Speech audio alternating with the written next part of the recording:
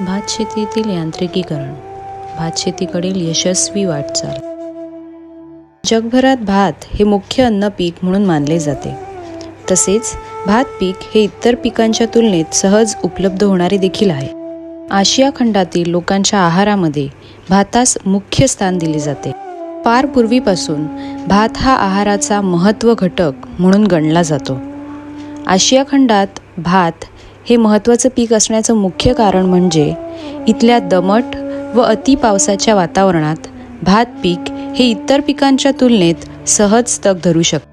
वाडा तालुक्यातील शेतीचा इतिहास आपण कृषीभूषण श्री अनिल नारायण पाटील यांच्याकडून आता ऐकूया. वाडा तालुक्यातील शेतीचा इतिहास जर बघायचा ठरवलं तर तो भात शेतीशिवाय पूर्ण होऊ शकणार नाही. कारण वाडा तालुक्यातलं पाऊसमान, भौगोलिक क्षेत्र आणि जडणघडण, जमिनीची जडणघडण जर बघितली तर भात हे इथलं मुख्य प्रमुख पीक आहे आणि त्याच्यावरच आपल्याला इथे काम करायला पाहिजे. तर त्या बाबतीत आम्ही वैतरणा शेतकरी उत्कर्ष मंडळाच्या माध्यमातून हे काम चालू केलेलं आहे आणि इथल्या शेतकऱ्याला कसा दिलासा देता येईल, त्याचे श्रम कमी कसे करता येतील याचा प्रकर्षाने आम्ही विचार करतो. वाडा तालुक्यात भात शेतीसाठी अवलंबिल्या जाणाऱ्या पारंपरिक पद्धतीचा आढावा थोडक्यात समजून घेऊया.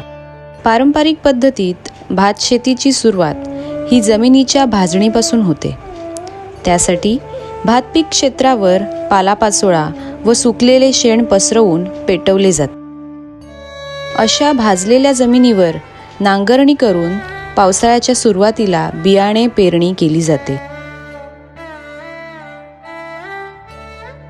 पावसाच्या पाण्यावर उगवलेली भात रोपे मनुष्यबळ वापरून पुनर्रोपण करण्यासाठी उपटून काढली जातात. यावेळी मनुष्यबळ तसेच वेळेचा मोठ्या प्रमाणात अपव्यय होतो.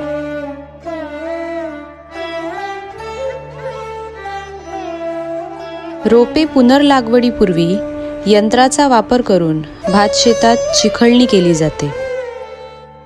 चिखळणी केलेल्या भात शेतात पुनर्रोपणासाठी तयार असलेली रोपे घेऊन मनुष्यबळाकरवी भात रोपांचे पुनर्रोपण केले जाते.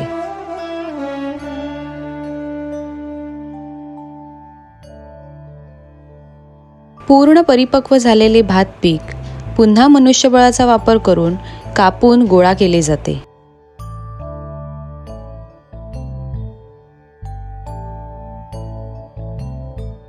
कापून गोळा केलेल्या भात पिकाची पुन्हा एकदा मनुष्यबळाच्या सहाय्याने जोडणी करून भाताचे दाणे वेगळे केले जातात.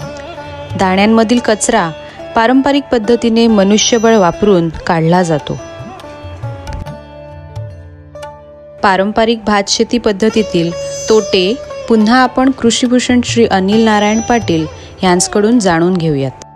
भात शेती म्हणजे प्रचंड मेहनत किंवा दगदग आहे आणि त्याच्यासाठी आणि आता जी पिढी हे काम करत आहे ती पिढी थकलेली आहे आणि जी पिढी नवीन येऊ पाहत आहे ही पिढी खूप आश्वासक आहे आणि त्यांना नक्कीच हे सगळं करायचं नक्कीच आहे, पण त्या पारंपरिक पद्धतीने नाही तर त्यांना वेगळ्या प्रकारे कदाचित ते यांत्रिकीकरण असेल आणि भात शेतीची नर्सरी हा त्यांचा मुख्य फोकस असेल तर त्या दृष्टीने आम्ही भात शेतीमध्ये काम चालू केलेलं आहे. भात शेतीच्या आधुनिकीकरणासाठी यांत्रिकीकरणाचा वापर आपण थोडक्यात समजून घेऊ. भात शेतीच्या यांत्रिकीकरणाची सुरुवात रोपवाटिका व्यवस्थापनापासून होते. यांत्रिकीकरणायोग्य असलेली रोपे तयार करण्यासाठी विशिष्ट आकाराचे रोप निर्मिती ट्रे वापरात आणले जातात. मग यंत्राचाच वापर करून माती व बियाणे घेऊन सुयोग्य पद्धतीने हे ट्रे भरले जातात. अशा ट्रेवर स्प्रे पंपाच्या सहाय्याने पाणी शिंपडून ते ट्रे पुढील प्रक्रियेसाठी व्यवस्थित रचून ठेवले जातात. ट्रेमध्ये उगवून आलेली रोपे सुरक्षित जागी पुरेसा सूर्यप्रकाश मिळेल अशा ठिकाणी काळजीपूर्वक पसरवून ठेवली जातात. पावसाच्या लहरीपणाचा धोका लक्षात घेऊन स्प्रिंकलरने पाणी शिंपडण्याची व्यवस्था केली जाते. ट्रेमधील रोपांचे अतिपावसापासून संरक्षण करण्यासाठी आवश्यकता भासल्यास जाळीचा आच्छादन म्हणून वापर केला जातो. सदर जाळी अंथरणे आणि काढणे सहज सोपे काम असल्याचे लक्षात येते. रोपवाटिकेमध्ये निर्माण केलेले रोप हे समवाढीचे व निरोगी असून ते सहज हाताळण्यायोग्य असल्याचे दिसून येते.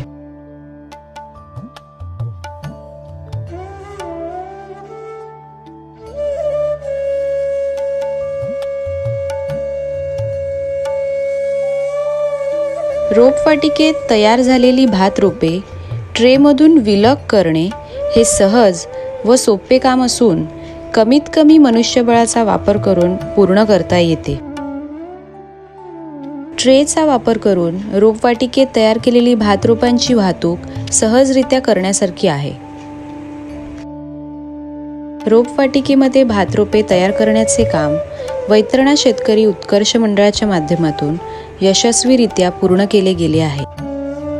भात शेती यांत्रिकीकरणातील पुढील टप्पा म्हणजे भात रोपांचे पुनर्रोपण. पुनर्रोपण हे यंत्र किंवा मनुष्यबळाचा वापर करून या दोन्ही प्रकारे करणे शक्य आहे.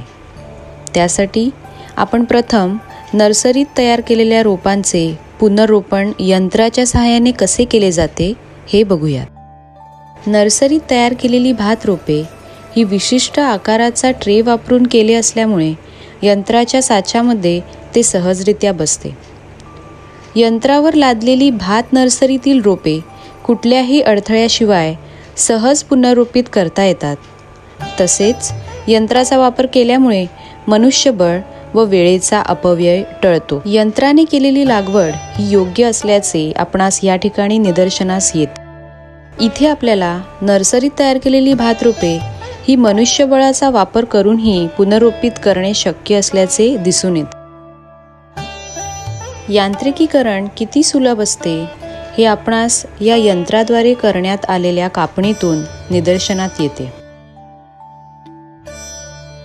तसेच यांत्रिकीकरण हे भात झोडणी व धान्याची सफाईपर्यंत उपयोगात सहज आणता येते.